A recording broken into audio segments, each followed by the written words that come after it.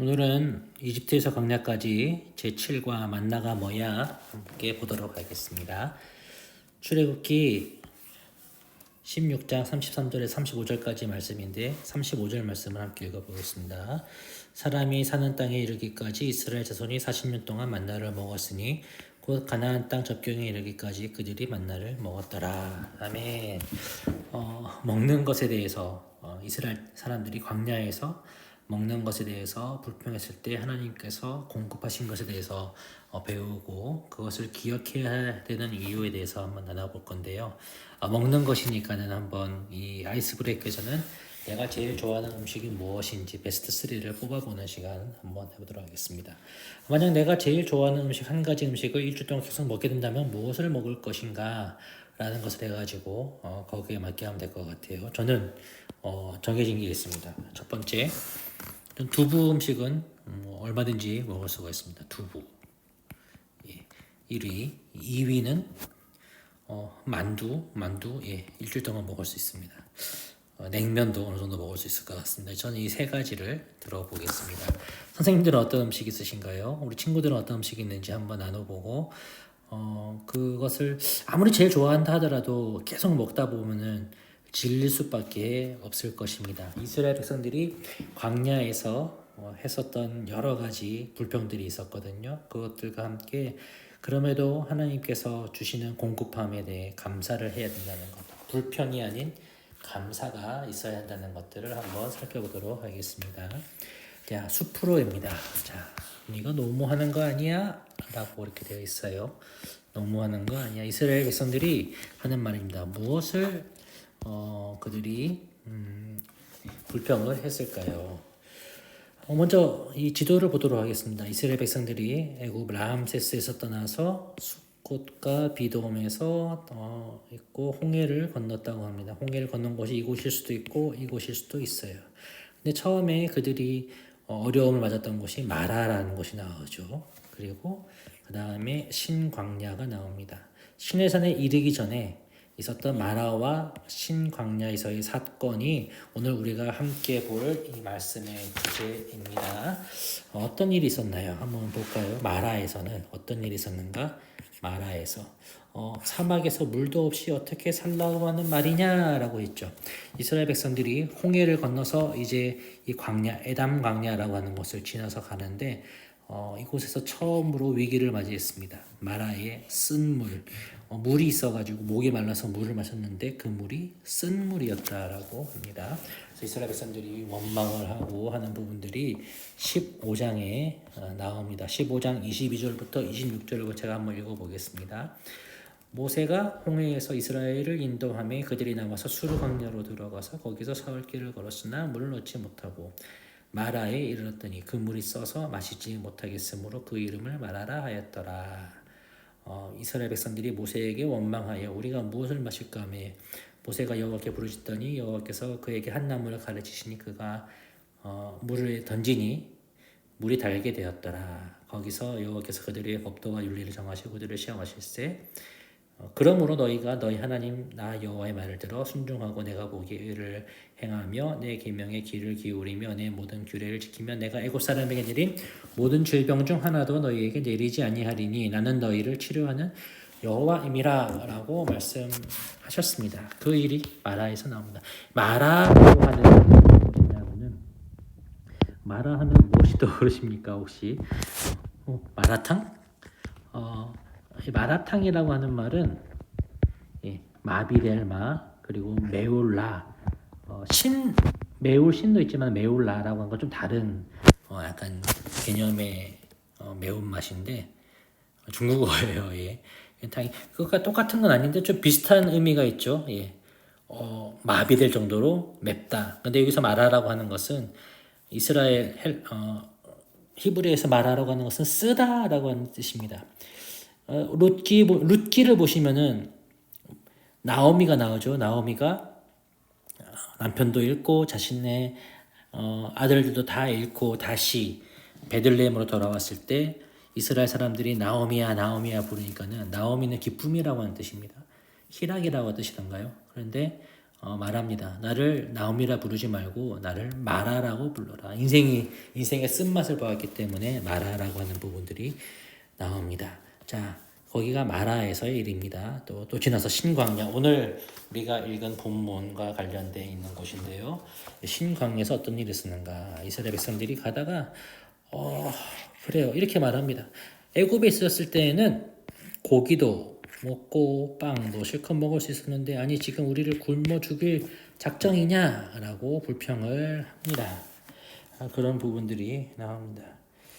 그때 하나님께서는 무엇을 내려주시느냐? 만나와 메추라기를 보내주셨다라고 말합니다. 자, 지금 한번 생각해 봅시다. 이 사람들이 갖고 있는 이 불평의 모습들, 마라와 신광야에서 이스라엘 백성들의 태도, 이런 불평하는 태도가 잘못된 이유는 무엇인가? 학생들과 한번 나눠보도록 한번 해보시고요. 그 다음에 얘기를 하면 됩니다. 그들의 불평은 무엇을 잊어버린 것인가? 하나님의 은혜를 잊어버린 것이죠.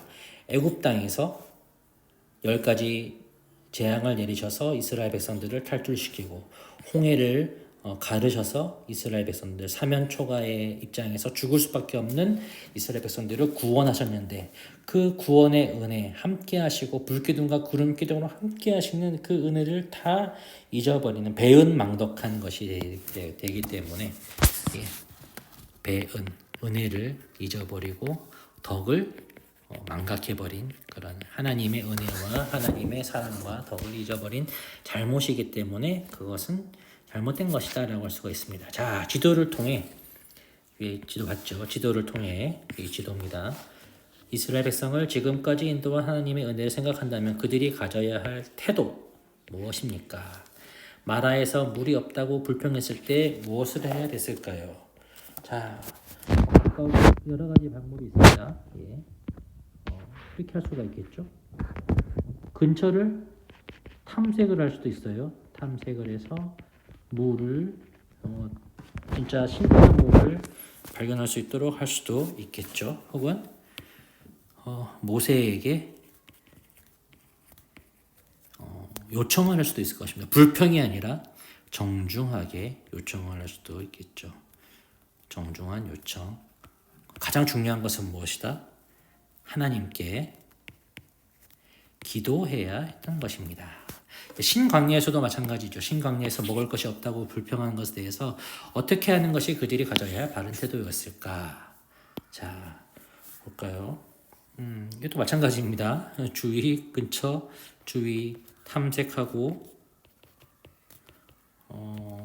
동물들을 사냥할 수도 있겠죠. 사냥을 할 수도 있고 무엇보다 중요한 것은 이 마찬가지로 하나님께 기도하는 자세가 필요한 것 같습니다. 우리 하나님을 믿는 백성들, 크리스천들에게 정말 다른 사람들과 다른 것이 있다면은 위기가 다가왔을 때에 물론 우리도 움직여야 합니다. 탐색을 해야 되고 또 여러 가지 그 일들을 벗어날 수 있는 지혜를 스스로 구해야 되지만은 무엇보다 하나님께 기도하는 자세가 필요합니다. 병이 걸렸을 때, 경제적으로 어려웠을 때, 시험을 당할 때 하나님께 기도하고 하나님 어떻게 해야 될까요? 지혜를 주시옵소서라고 하는 것들이 필요하다는 것. 그때에 우리가 가져야 할 가장 중요한 마음은 하나님의 은혜를 잊지 말고 하나님의 사랑을 기억하는 것이 중요합니다. 자, 그래서 나무로로 넘어가 봅시다. 아직도 그대로야. 뭐가 그대로입니까? 이스라엘 백성들 과거에 종되었던 그 모습들, 불평, 불만하고 죄인된 모습들, 옛 습성이 그대로다. 옆에 옛 습성이라고 한번 메모를 해주셔도 좋을 것 같습니다. 무엇을 잊지 못하고 있는가? 자, 볼까요? 자, 이게 뭡니까? 10가지 재앙입니다. 10가지 재앙을 통해 깨달은 것은 무엇입니까? 하나님의 은혜로 애굽에서 탈출하였다. 글씨가 좀 못나도 이해해 주시기 바랍니다. 홍해입니다. 홍해의 기적을 통해 깨닫게 된 것은 무엇입니까? 하나님께서 위기에서 구출하셨다. 또 은혜죠. 자, 그렇다면은 이 마라 사건을 통해 깨닫게 된 것은 무엇일까요? 이 마찬가지입니다. 하나님께서 알아야 했을 것은 무엇일까요? 이거 좀 임의대로 바꾸겠습니다. 그러면은 이 사람들이 마라에 아니면 신광야에서 그들이 기억해야 할 것은 무엇이었을까요?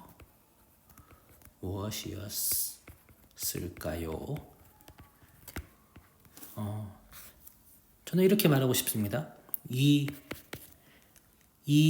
위기에서도 하나님께서 다시 은혜를 베푸셨을 것이다. 예. 구하셨을 것이다. 라는 믿음이 있어야 했다라고 그렇게 했으면 좋겠습니다. 꼭 기억해 주십시오. 그럼에도 불구하고 신광야에서 이스라엘 백성들은 여전히 어떻게 했습니까? 여전히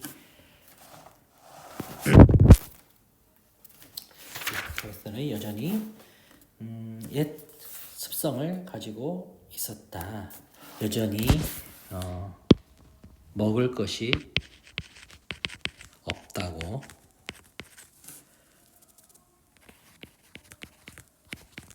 불평하고 원망하였다라는 것이죠. 이것을 통해서 알 수 있는 것은 무엇입니까? 우리가 알 수 있는 것은 사람의 옛 습성, 혹은 습관, 죄성은 이렇게 가로치고 할 수가 있습니다. 쉽게 사라지지 않는다. 극복하기 어렵다. 이렇게 하면 되겠습니다. 예, 정말 그렇습니다. 우리에게는 여전히 옛날 사람의 습성이 있어서 형제들끼리 미워하기도 하고 우리의 상황 속에서 불평하기도 하고 뭐 좋은 말이 나오지 않고 욕이 나오기도 한다는 것입니다. 자, 하나님께서 이런 옛사람의 습성을 알기 때문에 하나님께서 준비하시는 것이 있었습니다. 준비하신 것이 있었어요. 첫 번째는 출애굽기 16장 4절, 5절 그리고 12절에 나와 있는데 한번 읽어보겠습니다. 4절 그때에 여호와께서 모세에게 이르시되 보라 내가 너희를 위하여 하늘에서 양식을 비같이 내리니 백성이 나가서 일용할 것을 날마다 거둘 것이라 이같이 하여 그들이 내 율법을 준행하나 아니하나 내가 시험하리라. 5절 여섯째 날에는 그들이 그 거둔 것을 준비할지니 날마다 거두던 것에 갑절이 되리라. 12절 내가 이스라엘 자손의 원망함을 들었노라. 그들에게 말하여 이르기를 너희가 해질 때에는 고기를 먹고 아침에는 떡으로 배부르리니 내가 여호와 너희 하나님인 줄 알리라 하라 하시니라 라고 했습니다. 날마다 무엇을 주었습니까? 하나님께서 만나와 그리고 메추라기를 주셨다. 예, 메추라기는 닭과 같은 그러나 좀 더 작은 새지요. 그래서 저녁에는 무엇을 먹었다? 치킨을 먹고 아침에는 빵을 먹었다. 만나를 거두어서 이렇게 했다라고 얘기를 합니다. 자, 거두는 방법에 대해서 오늘 4절 5절에 나와 있는데 날마다 그날 쓸 것 날마다 그래서 더 많이 사람들이 욕심을 내가지고 이것을 막 보관해 두려고 많이 담으면은 그거 다 썩었다라 그 다음 날은 다 썩었다라고 합니다. 그러나 안식일 안식일에는 안식을 해야 되기 때문에 거두지 못하게 했고요. 그래서 그때는 2배로 거둬서 썼다. 근데 이때는 2배로 거둬도 다음 날까지 거두어도 썩지 않았다라고 말합니다. 이것도 기적이죠, 그렇죠? 예, 이 방법도 하나님의 기적이다라고 말할 수가 있습니다. 자, 중요한 것입니다. 16장 32절, 33절에 나와 있는 것인데 한번 읽어보겠습니다. 32절 모세가 이르되 여호와께서 이같이 명령하시기를 이것을 만나입니다. 이것을 오멜에 채워서 너희의 대대 후손을 위하여 간수하라. 이는 내가 너희를 애굽 땅에서 인도하여 낼 때에 광야에서 너희에게 먹인 양식을 그들에게 보이기 위함이니라 하셨다 하고 또 모세가 아론에게 이르되 항아리를 가져다가 그 속에 만나 한 오멜을 담아 여호와 앞에 두어 너희 대대로 간수하라. 예, 항아리에 들어간 것은 무엇이었습니까? 그것은 만나입니다. 여러분 책에 보면은 잘못 나와 있는데요. 이렇게 고쳐주십시오. 16장 32절 33절 만나를 항아리에 담아서 그것을 어떻게 해라? 이것을 법궤 언약궤에다가 언약궤에 집어넣습니다. 언약궤에 집어넣은 것 중에 뭐가 있냐면은 나중에 보시면 알겠지만은 두 돌판, 십계명 두 돌판이 있고요. 그리고 아론의 쌍난 지팡이. 이 지팡이 죽은 나무인데 그에서 싹이 난 것을 하셔서 하나님의 놀라운 역사, 만나와 메추라기로 먹여주시고 그리고 기적을 행하시고 말씀으로 이끄신 하나님. 특히 이 만나를 항아리에 싣게 한 것은 바로 이런 부분들이 있죠. 이스라엘 백성들이 마라와 신광야에서 하나님을 불평했던 것, 그들의 불평이 온전치 않은 것이다. 그것은 하나님의 은혜와 사랑을 잊어버린 것이다. 그렇게 하지 마라. 그리고 무엇을 해라? 이 언약궤에 들어있는 언약궤에 있는 성전을 바라볼 때마다 그 안에 들어있는 썩지 않은 항아리에 들어있는 이 만나를 바라보면서 하나님께서 너희 조상들을 애굽 땅에서 이끌어내셔서 광야에서 먹이셨던 것처럼 너희도 먹이실 것이니 두려워하지 말고 겁먹지 말고 그 은혜를 잊지 말고 살아라 라고 하는 것이죠. 자, 봅시다. 그래서 이런 의미가 있는 것이는 날마다 만나를 먹다 보면 이스라엘 백성들은 하나님의 은혜를 잊을 것입니다. 우리도 그렇습니다. 당연한 것이 되어볼 때가 있어요. 하나님의 은혜를 잊을 것이다. 이런 말이 있어요. 명언 중에 호의가 계속되면 그게 권리인 줄 안다 라는 말이 있습니다. 호의, 좋은 뜻으로 행해주는 어떤 그런 행동에 대해서 받는 사람이 감사하는 것이 아니라 권리인 줄 아는 것들, 상당히 맞는 말인 것 같아요. 이스라엘 백성들이나 아니면 우리에게도 다 적용할 수 있는 것들. 그러나 잊어서는 안 된다는 것입니다. 그래서 말하는 것이 그러나 이스라엘 백성들이 법궤를 바라볼 때마다 그 안에 들어있는 이 만나를 보면서 하나님의 은혜를 기억할 것이다. 예. 과거에 행하셨던 하나님, 지금도 은혜로 베풀어 주신 하나님, 장래에도 은혜로 베푸시는 하나님, 에베네셀의 하나님을 바라보게 될 것이다 라고 하는 것이 바로 여기서 말하고 있는 주제입니다. 자, 그렇다면은 마지막으로 살무로로 좀 넘어가 보겠습니다. 살무로에서 제가 써놨어요. 예. 이거 여기 이 부분이 있거든요. 이름이 뭐더라? 하여튼 이 과학자가 있습니다. 과학자 아닙니다. 일본의 연구가라고 나올죠. 이거 잘했습니다. 왜냐하면 과학자가 아니기 때문에요.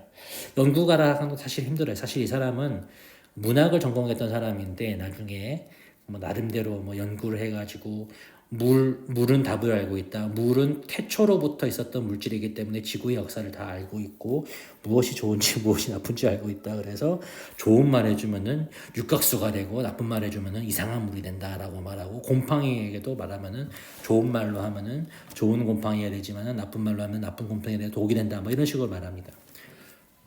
유사 과학입니다.